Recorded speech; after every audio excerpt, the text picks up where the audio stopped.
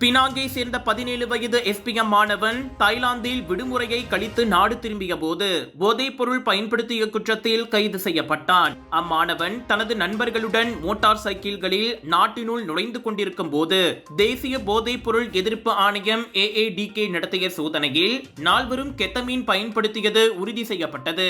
அம்மாணவர்கள் அனைவரும் இரண்டாம் முறையாக போதைப் பொருள் உட்கொண்டிருப்பது விசாரணையில் கண்டறியப்பட்டது. இவ்வழக்கு போதைப் பொருள் உட்கொண்டோருக்கான சிகிச்சை மற்றும் மறுவாழ்வு சட்டத்தின் கீழ் விசாரிக்கப்பட்டு வருகின்றது.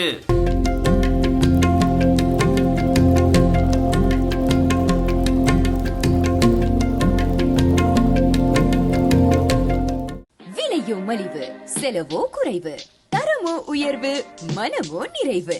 மக்களின் தேர்வு என்ரிகோஸ் முழு ஆடை சத்துள்ள பால்மாவு.